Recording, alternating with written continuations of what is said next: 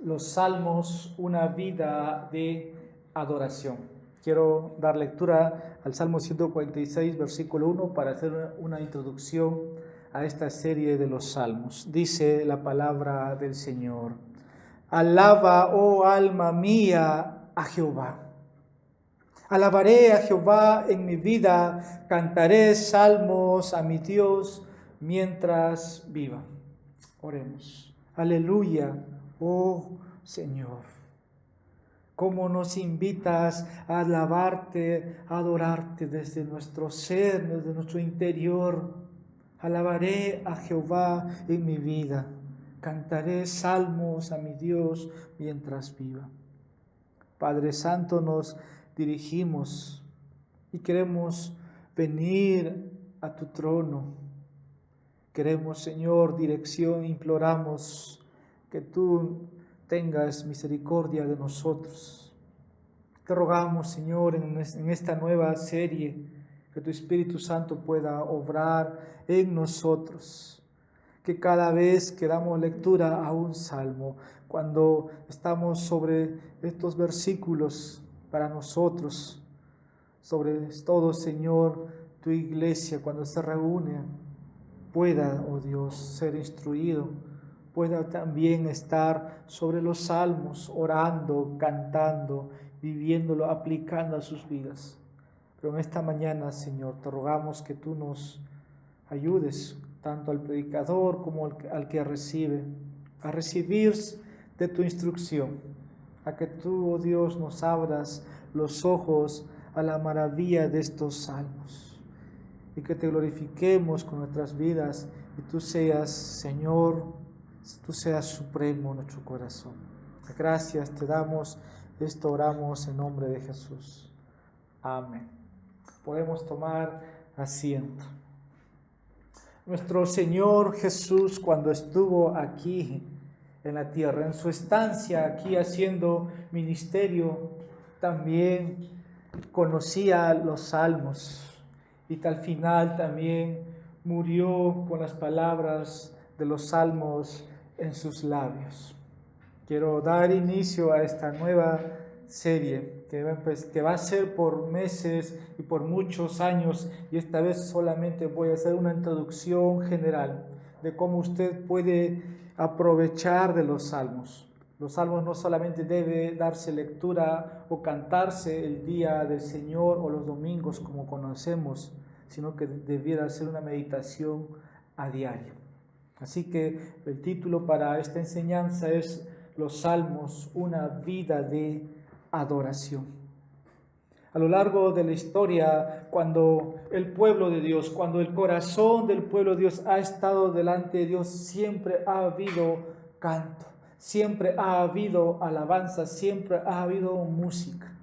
Y quiero nada más que podemos ver en el Éxodo capítulo 15, versículo 1, cuando Dios saca a su pueblo de la esclavitud de Egipto, y cuando los libra del ejército que perseguía a este pueblo, dice el texto: entonces cantó Moisés y los hijos de Israel este cántico a Jehová, y dijeron: cantaré yo a Jehová, porque se ha magnificado grandemente, ha echado en el mar al caballo y al jinete. Uno de los salmos más antiguos es el Salmo de Moisés. Ustedes pueden eso verlo en el Salmo 90. Usted tiene ahí, pero aquí dice: cantaré yo a Jehová. Cuando el pueblo de Dios se ha acercado tiernamente desde su corazón, siempre ha habido canto a Dios. Tenemos otro registro en Jueces capítulo 5. Ahí usted tiene a Débora y a Barak cantando una canción al Señor cuando Dios dio la victoria a Israel sobre Jabín, el rey de Canaán. Y bajo el liderazgo de esta mujer, Débora y Barak empezaron a cantar. Tenemos otra escritura en Primera de Crónicas, capítulo 15, versículos 25 hasta el versículo 28. Ahí cuando el arca del pacto es transportado a Jerusalén, hubo una expresión de adoración, de alegría, de canto, de música por parte de David. También tenemos en Segunda de Crónicas, capítulo 29, versículo 30. Cuando el rey Ezequías restauró la adoración del templo en Jerusalén, ahí los levitas cantaron alabanzas al Señor con las palabras de David y del vidente Asaf. Dice, con alegría cantaron, mientras sonaban las trompetas y toda la congregación se inclinaba y adoraba.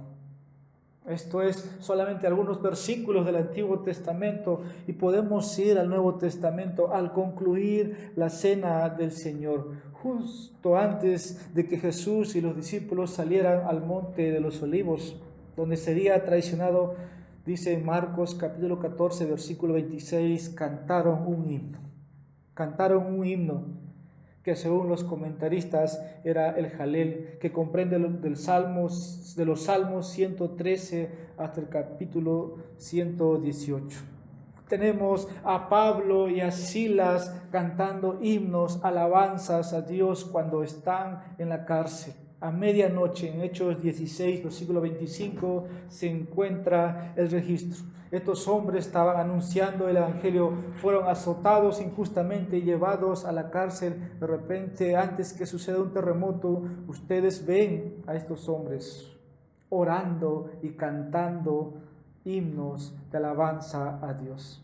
Desde los días del Nuevo Testamento, el pueblo de Dios ha continuado cantando. Se dice que en el año 112 Plinio escribió una carta al emperador Trajano que informaba, entre otras cosas, que los cristianos cantaban himnos a Cristo como a Dios. En el año 1415 el reformador bohemio Juan Hus cantó alabanzas a Dios cuando era quemado en la hoguera. Un reformador que estaría ahí cantando. Durante la Reforma, Martín Lutero promovió la música en la iglesia. 2 siglos después, fue una característica dentro de las iglesias bautistas particulares, donde empezaron a componer himnos y se empezaron a cantar himnos a voz. Así que el pueblo de Dios siempre ha estado cantando, ha estado componiendo himnos, pero también ha estado cantando salmos. Hubo muchos eventos en la historia. Esto lo digo porque en los salmos vemos esto, mucha invocación a Dios, mucha invitación de parte de Dios de que el pueblo de Dios se alegre juntos, en integridad, de manera corporativa podemos adorar. Hubo una vez que nos reunimos, podemos hacer esto, pero viene el día donde todos nos reuniremos, como dice Apocalipsis 5, versículos 9, capítulo 14, versículo 3, capítulo 15, versículo 3, donde todos estaremos alrededor del trono de Dios cantando alabanzas al Cordero que fue inmolado por nosotros. Así que cada vez que el pueblo de Dios se llena en su corazón de gratitud, cuando el pueblo de Dios está agradecido, siempre ha habido canto, siempre ha habido adoración. Es lo que vemos en los salmos. Así que no nos debe sorprender que el libro más largo que usted tiene ahí, o el libro más antiguo, es los Salmos. Pero también el Nuevo Testamento es citado con mayor frecuencia. Es un libro de himnos. Y el libro es los Salmos. Dios ama a su pueblo escuchar que se cante los salmos. Y nosotros como iglesia hacemos en esta mañana, en nuestra liturgia, en nuestro orden de culto, ha sido poder cantar salmos, poder orar salmos, poder meditar salmos. El libro de los salmos entonces ocupa un lugar de importancia dentro del pueblo del Señor y ha sido a través de todos los tiempos. Así que podemos acercarnos a Dios cantando salmos, podemos acercarnos a Dios orando salmos, podemos acercarnos a Dios dando lectura, meditando en cada porción. Esto llena de gozo al pueblo del Señor. Cuando usted enfrenta la pena, el dolor, puede acercarse por medio de los salmos. Por último, es la adoración, la emoción que se expresa desde nuestro ser, ¿no? Mediante estos textos. Cuando uno puede estar abandonado o desesperado, emocionalmente mal, los salmos han dado vida a muchos. Así como hemos leído nada más los momentos célebres, ¿no?, del pueblo del Antiguo Testamento, cantaban salmos. Los israelitas clamaban firmemente, ¿no? Ellos no tenían los 150 salmos, después se escribieron o se ordenaron, tardó muchos años, pero siempre el pueblo, cuando no había paz, cantaba, cuando había caos, adoraba, cuando había gozo, aflicción, etcétera, o cuando había fe o confusión, el pueblo de Dios podía acercarse a Dios cantando. Así que los salmos nos proporcionan un modelo para acercarnos a Dios. Usted puede encontrar ahí en situaciones diferentes a los autores o salmistas que demuestran que tienen intimidad, que demuestran que están delante de Dios, que sus corazones están con el Padre y que ellos desean tener comunión continua. Así que como cada uno de ustedes lee salmos, y mi invitación es que sigamos en los salmos, que leamos consecutivamente, no solamente en el plan de lectura, porque no hay otro libro que nos ayude tanto en el tiempo de las crisis. Como pastor creo que me ayuda, pero a ustedes también les ayuda mucho. Cada uno tiene una circunstancia, un contexto de vida diferente y los salmos se puede aplicar para su vida. Si tal vez alguien me preguntara si me voy, ¿no?, a un desierto, una isla, yo quisiera tener aunque sea los salmos ahí para dar lectura.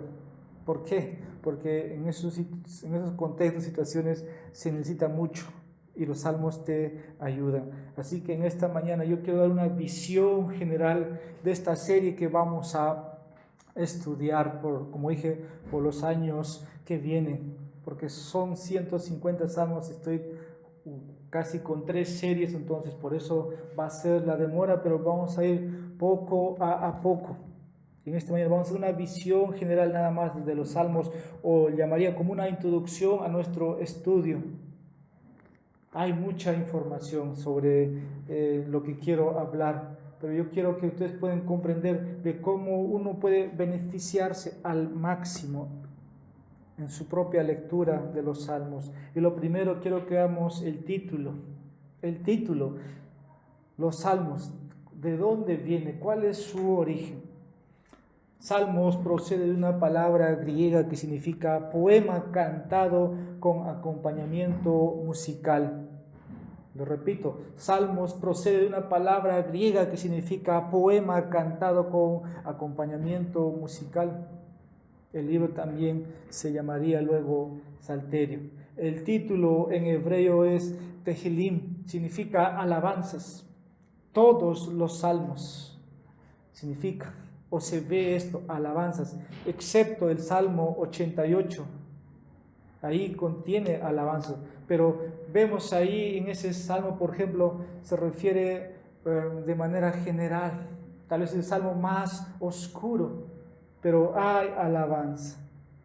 Por ejemplo, cuando uno se refiere a un salmo en particular, podemos ver el Salmo 23, es por muchos conocido, ¿no? El salmista ahí de manera individual, de manera singular, ahí tenemos un ejemplo. O cuando podemos referirnos a todo el libro, yo quiero que puedan ustedes diferenciar nada más. Muchas veces he corregido a hermanos aquí. Si usted va a un libro, diga, tomando el ejemplo, el Salmo 23, en singular. Cuando quiere decir todos, hablamos de plural, los salmos. Por eso en su Biblia dice salmos, significa los 150 capítulos, es plural. Pero en singular nada más, salmo.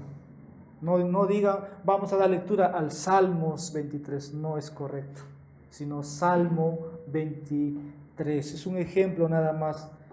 Aunque no conocemos las melodías como cantaban en el pasado nuestros hermanos, pero podemos ver que se puede o que se cantaba y que hoy podemos cantar. Alabad a Jehová. Como hemos leído el Salmo 146, alaba, oh alma mía, a Jehová. Alabad a Yahweh. Es lo que está diciendo. Y esto debiera estimularnos, como la palabra de Dios nos ayuda, ¿no?, a poder entonar salmos, sobre todo. Y los salmos, como dije un momento atrás, nos enseñan a tener una relación de comunión, de intimidad con Dios. ¿Cuándo? En las aflicciones. ¿Cuándo? En las necesidades. ¿Cuándo? Cuando meditamos en la grandeza del Dios.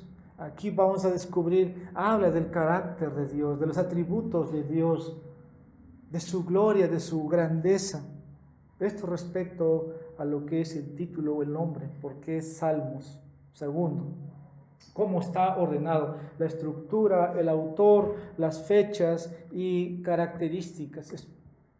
Los salmos, hermanos, están ordenados en 5 libros.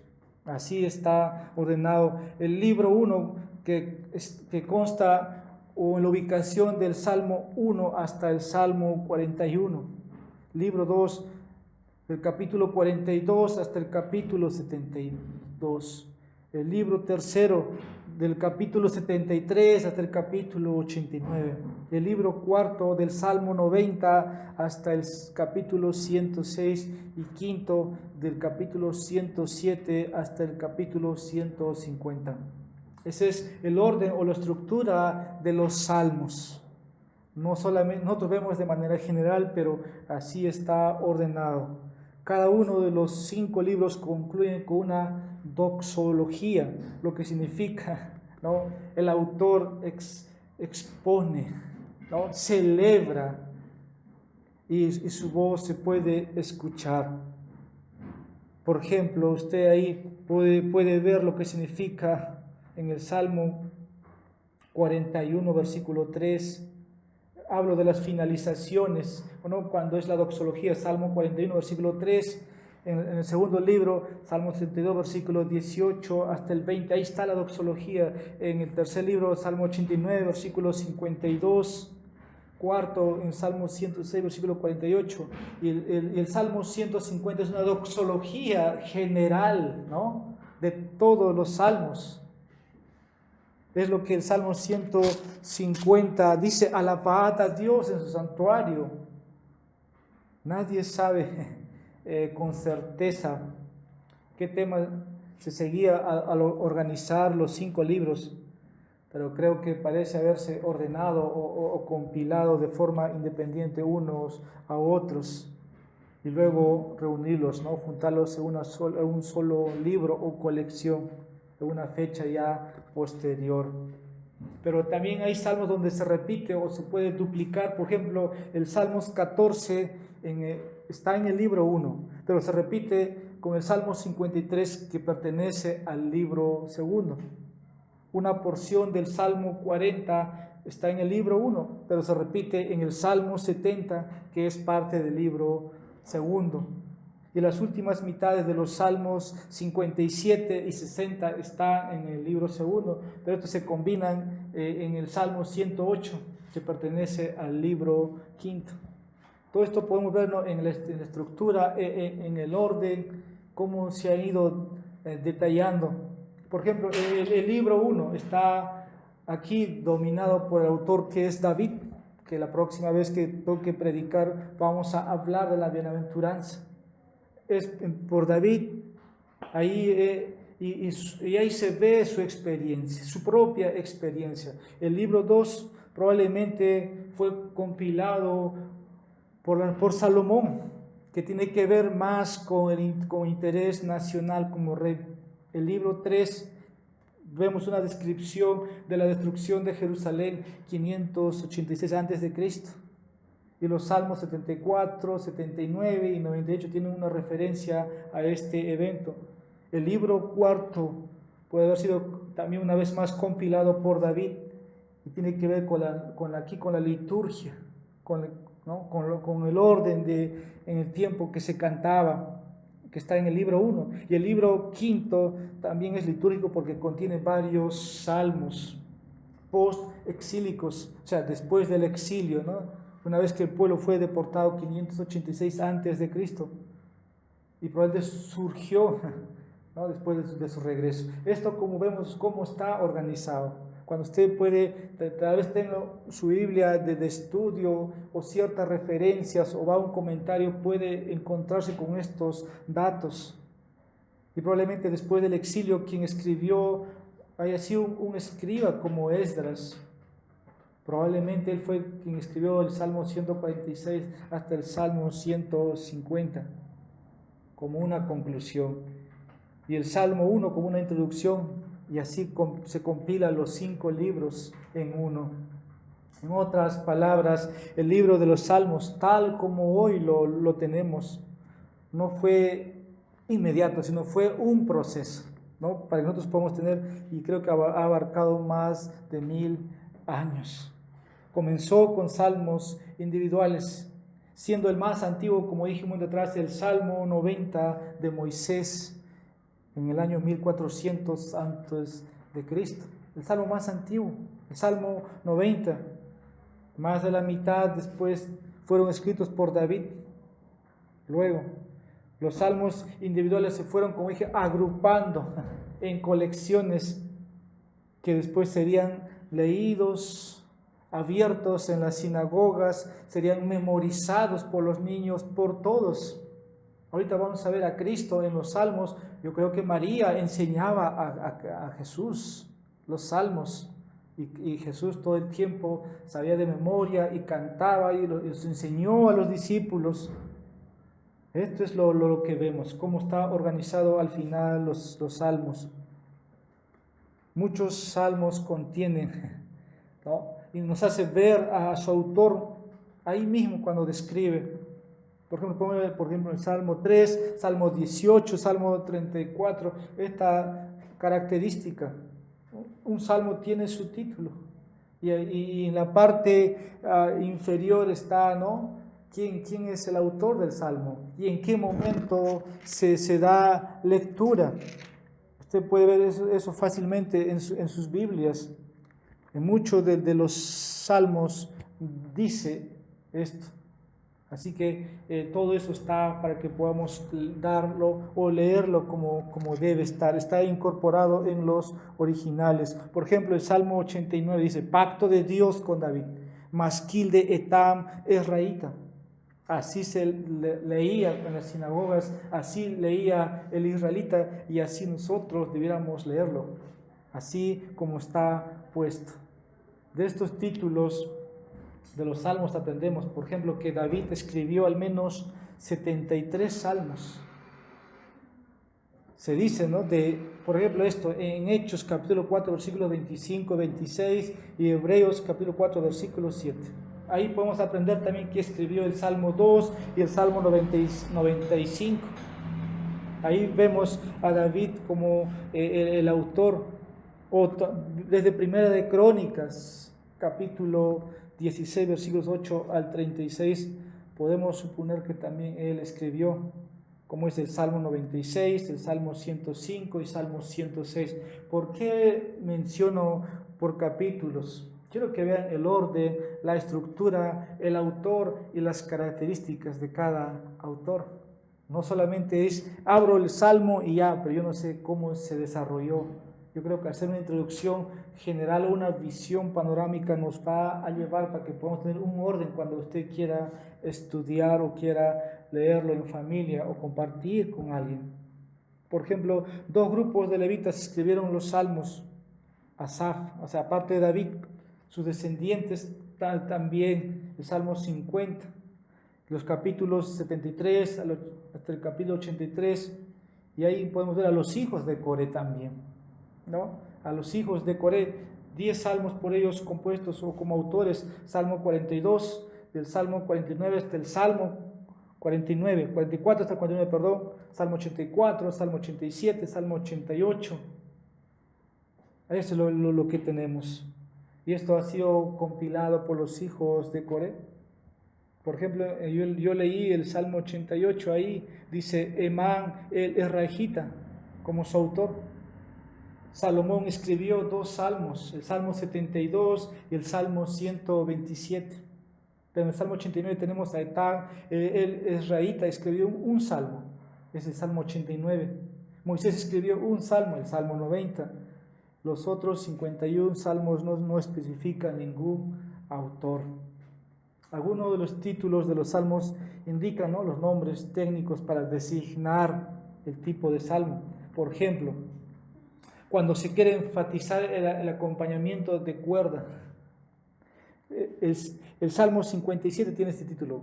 Usted puede nada más mirar, ahí vamos a ver para poder ver la descripción. Dice el Salmo 57, al músico principal sobre no destruyas, Mictán de David cuando huyó de delante de Saúl. Hay una descripción de manera técnica para designar al título, enfatizando, ¿no?, el acompañamiento musical. Dice al músico principal. Y eso es lo que vemos ahí, el título, una canción que indica una melodía alegre. Eso es lo que se ve. O el Salmo 46 dice salmo de masquil. Ahorita vamos a ver esto, ¿qué es masquil? Dice al músico principal de los hijos de Coré, salmo sobre Alamot. Ahí encuentra usted Selah, y usted se ha percatado si eso está inspirado, ¿qué es masquil? Y masquil es un salmo contemplativo o didáctico destinado a instruir. Masquil significa es un salmo contemplativo. Esa es la etiqueta, se podría llamar una etiqueta, un salmo contemplativo. Ahora usted ve otra etiqueta, Mictán. Probablemente este es algo incierto, pero tiene que ver posiblemente con salmos de expiación, como por ejemplo los salmos, 16, capítulo 16, versículos 56 al 60, como puede ser oración, los salmos 17, Salmo 86, Salmo 90, Salmo 102, Salmo 142, o puede ser alabanza, Salmo 145, y una gran cantidad de títulos de menor uso que podemos ver ahí en el Salmo 7, Salmo 38, Salmo 70, Salmo 60, Salmo 92, Salmo 100 y Salmo 145. También se usan varios términos musicales, como para el director del coro. Salmo 50 nos da este ejemplo, o el Salmos 4, Salmo 5, Salmo 6. Ahí tenemos las descripciones de qué instrumento se tocaría como acompañamiento, o la melodía con lo cual se cantaría. Salmo 9, Salmo 22, Salmo 45, Salmo 46, Salmo 60. Algunos salmos tienen indicaciones también litúrgicos para instruir al adorador sobre el uso previsto del salmo en la adoración. Puedo citar el Salmo 92, el Salmo 100, el Salmo 102, los Salmos 120 hasta el Salmo 134, que eran canciones de ascenso. Probablemente esto se utilizaba o se entonaba cuando los peregrinos subían a Jerusalén para las fiestas. Otro término familiar es Selah, comúnmente citaba. Esto aparece 71 veces en los salmos. Por ejemplo, Salmo 3, ahí, Salmo 2, Salmo 4, Salmo 8. Probablemente una notación musical que informa a los fieles, ya sea para detenerse a reflexionar o para levantar sus voces, pero no debe leerse en voz alta. Eso es lo que se veía.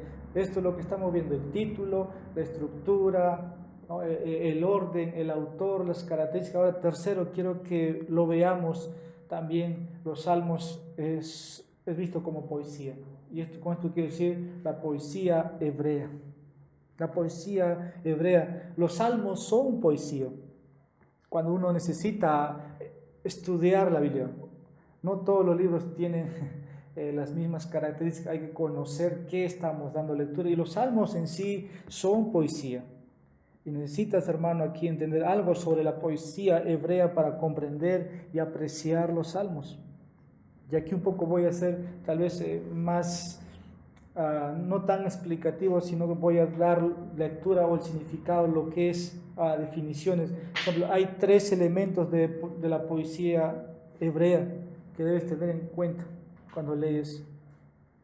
Porque hay una diferencia, se puede incluir otros libros como Job, que hay poesía, proverbios, cantares, eclesiastés y lamentaciones. Entonces, ¿qué elemento debes considerar? Uno de ellos es el paralelismo. Cuando nosotros estábamos en la escuela o en la universidad, se nos enseñaba de gramática, nos enseñaba qué era una oración, qué era un sustantivo, de géneros, etcétera, etcétera. Entonces, si usted recuerda, eso le va a ayudar también. Un elemento es el paralelismo. En lugar de rimas, o en lugar de rimar palabras, como lo hace nuestra poesía, por ejemplo, los hebreos riman las ideas. Una de las características claves de la poesía hebrea es la idea del paralelismo. Y hay varios tipos, ¿no?, de este tipo de paralelismo. Principales, por ejemplo, sinónimos. Esto ocurre con mucha frecuencia en los salmos, que la segunda línea es similar a la primera. Mucho, por ejemplo, cada verso del Salmo 114 tiene un paralelismo de sinónimo. Está lo sinónimo, está también el paralelismo sintético. ¿Qué quiere decir sintético? Esto ocurre también con frecuencia, que la segunda línea es similar a la primera, que la segunda línea. Esto podemos ver ejemplos, pero aquí lo sintético tiene que ver que la segunda línea, hermanos, retoma y desarrolla el pensamiento iniciado en la primera línea. Salmo 19, versículos 7 al 10, lo hemos cantado un momento atrás, la ley de Jehová es perfecta. El Salmo 95, versículo 3, para ilustrar, también es climático. ¿Qué quiere decir con esto? Que la segunda línea toma algunas palabras de la primera línea y agrega para completar lo que quiere decir. Ejemplo, Salmo 22, versículo 4, Salmo 29, versículos 1 y 2. También es emblemático. Esto quiere decir una línea presenta una imagen o metáfora que la otra línea aclara o aplica. Ejemplo, Salmo 23, versículo 1, Salmo 42, versículo 1, y hay muchos como Salmo 44, versículo 22, Salmo 103, versículo 13. Es antitético. Esto quiere decir que la segunda línea contrasta con la primera. Ejemplo, Salmo 1, versículo 6, Salmo 90, versículo 6. Esto vemos en la poesía del paralelismo, pero también descubrimos que hay figuras del habla. Y la poesía hebrea estaba cargada de figuras de habla. Y esto se tiene que reconocer cuando uno quiere interpretar varios pasajes. Por ejemplo, tomemos el Salmo 18, versículos 7 al 15. Ahí se describe el poder de Dios, cómo se ve una tormenta que aparentemente fue enviado por la oración que David hizo en la batalla. Ahí vemos que se describe a Dios en términos antropomórficos, que quiere decir, varias veces he dicho, para que podamos comprender el lenguaje humanos, pomórfico, tiene que ver con un lenguaje de hombres para que podamos entender. No necesariamente es la interpretación literal. Nosotros creemos en la interpretación literal, pero ahí vemos un lenguaje o una figura de habla. Así que no significa que, por ejemplo, ese salmo podemos tomarlo de manera literal. Hay un lenguaje que está comunicando. Ahí Dios no tiene humos que sale de su nariz, ni fuego que sale de su boca, como dice el versículo 8. Es un lenguaje humanamente para comprenderlo, por eso de lo antropomórfico. Figura de habla, podemos ver también acrósticos. Los acrósticos son salmos alfabéticos, donde cada versículo, o en el salmo, por ejemplo, 119, cada verso de estrofas es de manera sucesiva. Comienza con letras sucesivas del alfabeto hebreo ahí. Salmos 9 hasta el Salmo 10. Eso es lo que vemos. Y también hay salmos de lamentación. Así que usted debe considerar cuando quiere un salmo, esta información necesaria. Y tener en cuenta que los salmos son poesías y deben leerse como tales. El autor está escribiendo su situación o describiendo su situación. Pero suena bonito cuando tú lo pones de manera poética, ¿no? Nosotros hablamos de rima, tiene que tener su prosa, su rima, pero la rima lo ponía en sus poesías, en su expresión, y debe entenderse así. Ellos tenían una mentalidad estética, y esto nos beneficia a nosotros verlo así, y tendremos más provecho. Y si no, vamos a perder el contenido de ella. ¿Por qué? Porque ellos a su estética añaden emoción, arte, belleza, y ese es un lenguaje figurado. Y los salmistas estaban tratando de extraer no solo una respuesta intelectual, sino también emocional. Cuarto, Cristo en los salmos. No solamente a la poesía hebrea, ahora quiero que podamos ver a Cristo en los salmos. Como niño debió haber aprendido de su madre María los salmos. Y creo que sus padres se encargaron de eso.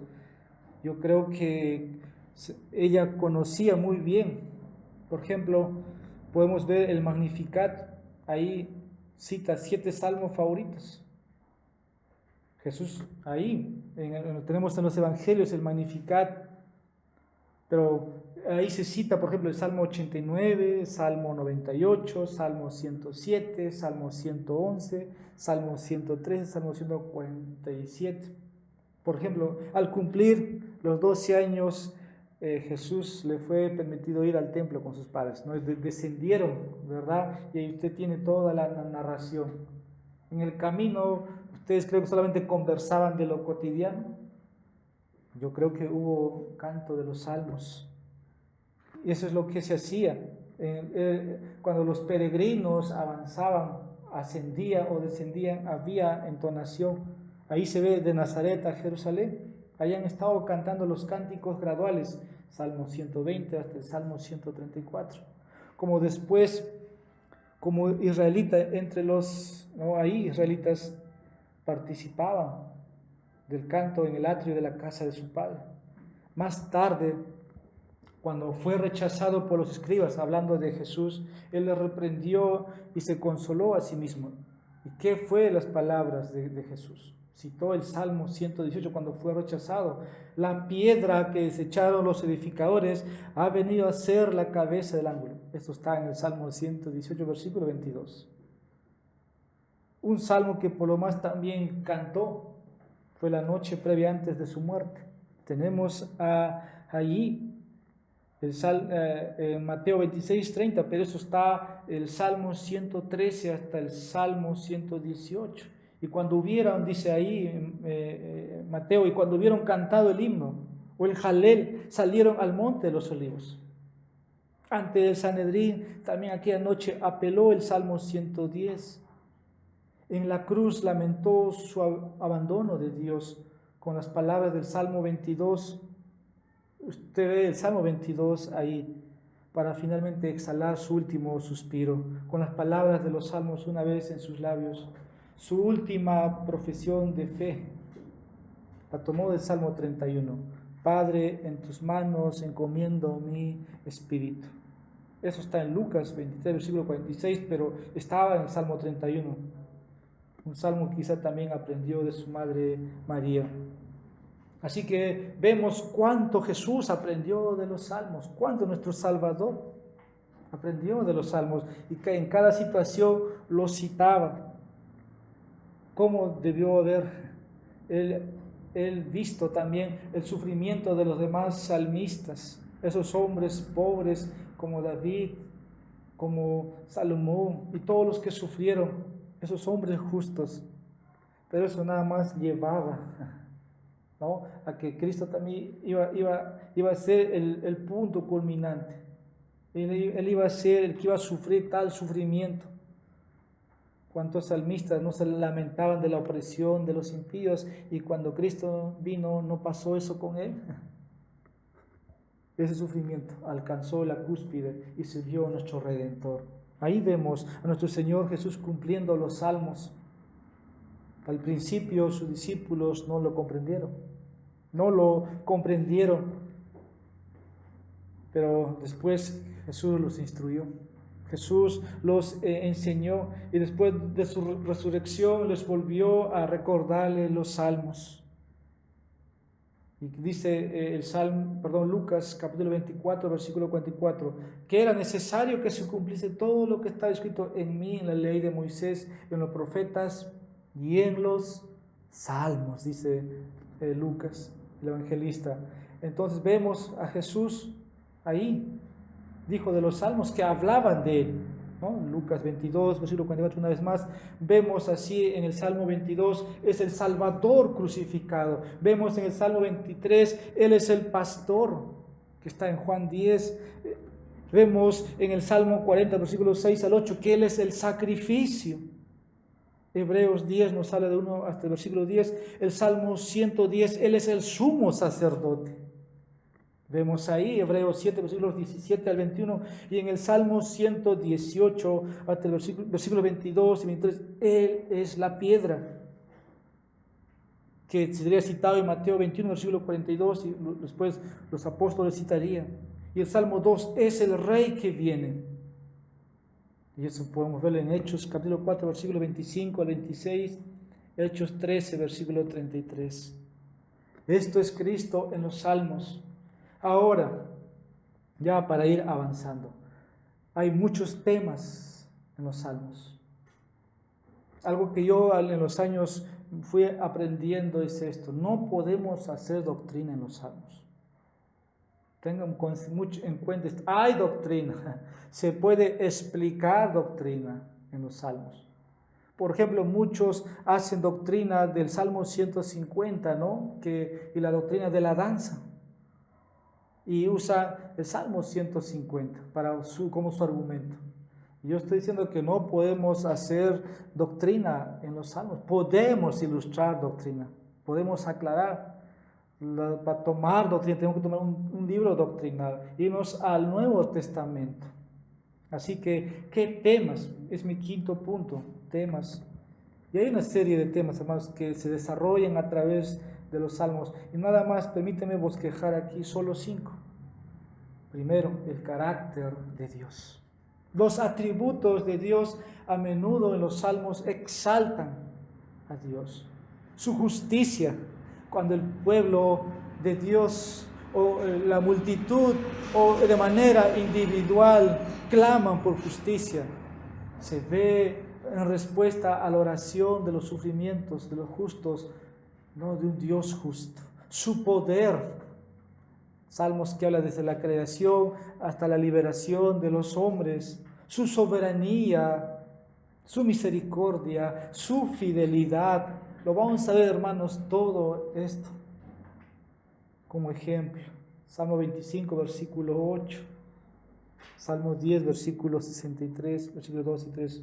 Los salmos revelan a un Dios todopoderoso que es misericordioso y compasivo con su pueblo, pero también que juzgará a los malvados. Vemos un tema entonces, el carácter de Dios, los atributos de Dios.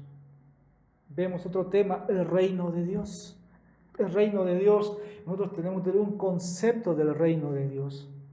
Y se ve en los salmos el concepto del gobierno de Dios en la tierra a través de su rey ungido, que corre a través de todos los salmos. Ejemplos, Salmo 2, Salmo 96 hasta el Salmo 99, el Salmo 110. A través de la preocupación ahí se ve por la justicia y la rectitud de Dios. Y esto se introduce a través del reino teocrático, Dios gobernando a un pueblo. Otro tema, el Mesías de Dios. Y esto está estrechamente conectado con este Mesías, ¿no? que se estaba anunciando, con el Mesías de Dios. Muchos salmos, como han puesto el título, son mesiánicos, ¿no? Apuntaría a algo, como una profecía acerca de Cristo hacia adelante. Y esto tiene que ver con su gobierno. Un Mesías iba a venir a gobernar. Otro tema, la adoración a Dios. Y de aquí a esta introducción le he dado este título, ¿no? Para poder enseñar en esta mañana, es la adoración a Dios. Los salmos poseen un gran énfasis en la adoración personal, pero también en la adoración corporativa hacia Dios. Hay frecuentes declaraciones de alabanza. Salmo 5, versículos 11 y 12. Salmo 9, versículos 1 y 2. Así también como una referencia al santuario, al templo y la adoración colectiva. Esto es lo que vemos en los salmos. Otro tema que encontramos es la experiencia del hombre. La experiencia muchos de los salmos reflejan las situaciones de la vida real. No es que aquí el que escribió salmos se puso de manera oculta, abstracta, a escribir por escribir. No, tiene que ver con cada situación real de los que lo vivieron. Como dice un comentarista, a menudo están empapados con las lágrimas y la sangre del escritor. Por ejemplo, vemos el enemigo está persiguiendo a alguien, a David. Y David clama a Dios por ayuda y Dios le responde y le libera. Esto es lo que vemos. Y cómo después recupera, ¿no? su aliento y cuenta su situación en su mente, sus emociones. Y tenemos ahí un salmo exaltando la grandeza de Dios. Es con la situación de David en los salmos. Y muchos salmos habla de él. Así que debido a este lugar de nacimiento de los salmos en la vida real, vamos a encontrar el concepto de Dios. Siempre, hermanos, siempre. No solamente es una idea teológica abstracta para el salmista. Estos autores tenían una conexión entre la realidad de Dios y sus crisis que estaban viviendo. Hay mucha descripción en muchos salmos. Incluso si la situación nos indica, muchas veces puede verse en el autor del contexto, nada más. Debemos apreciar los salmos. Debemos apreciar cada capítulo ahí, aunque los capítulos no están inspirados. Debemos apreciarlo y ver el significado que está en cada situación de la vida del salmista. Ahí puede ver las emociones humanas, están representadas en los salmos. Por ejemplo, miedo, Salmo 3, versículo 6, Salmo 27, versículo 1. La vergüenza, Salmo 25, versículos 2 y 3. La culpa, Salmo 32, versículos 3 y 4. Salmo 38, Salmo 51. La depresión.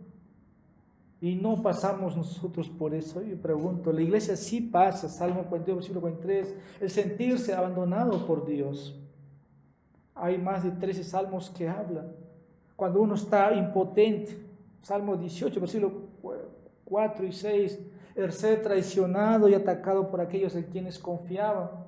Salmo 55, versículos, Salmo 55, versículos 3 y 4. Así también cuando hay alegría, satisfacción y deleite en Dios, tenemos el Salmo 103, el Salmo 145.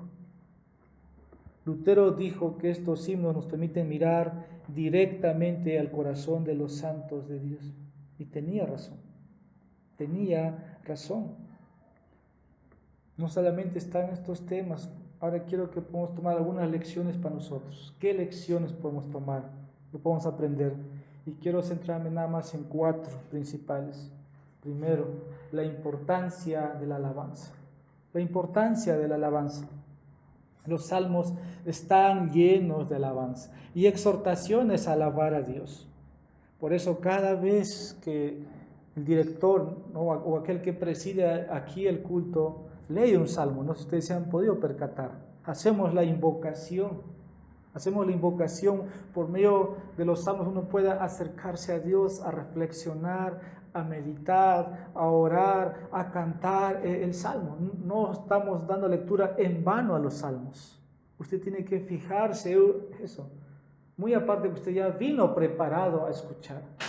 Entonces, los salmos nos llaman o nos exhortan a alabar a Dios. Y eso significa, hermanos, exaltar a Dios por sus atributos y acciones. Así que debemos alabar a Dios.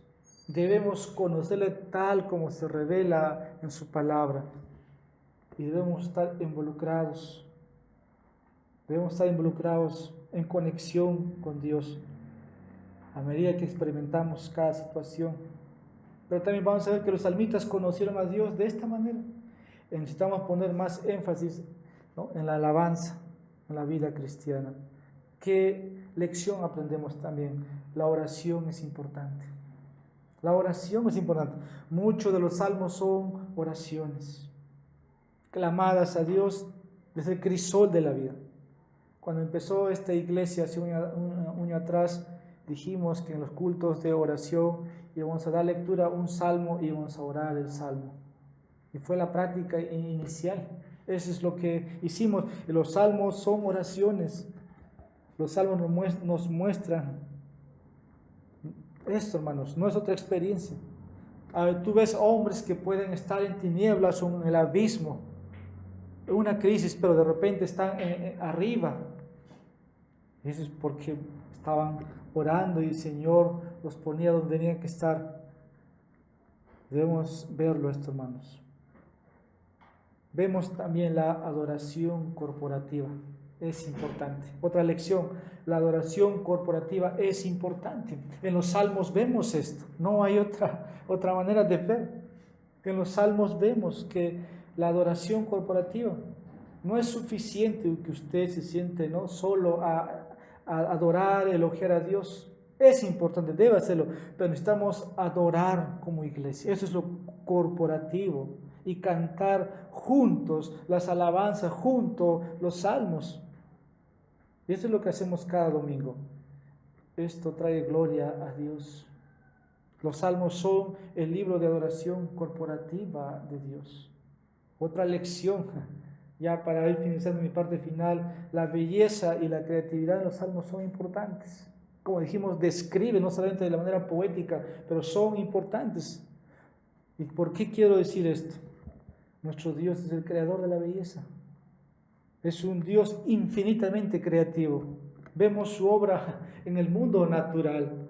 Están llenos de belleza que Dios ha creado. Por ejemplo, Salmo 8, Salmo 19. Los cielos cuentan la gloria de Dios y el firmamento anuncia, dice el texto. Eso habla de la belleza de un Dios infinitamente creativo. Y Él nos ha dado el privilegio de participar del proceso creativo de muchas maneras. Aunque esto está inspirado por el Espíritu Santo, pero lo que vemos en los salmos es esto. Los autores, ¿no?, describen de manera creativa y cómo Dios se complace en ello. Vemos a Dios en la naturaleza. Vemos a Dios en las obras creativas que el hombre hace, porque el hombre es creado a la imagen de Dios y nuestros pensamientos deben estar enfocados en la grandeza de nuestro Dios creador. Conclusión. ¿Cómo debemos considerar el libro de los Salmos?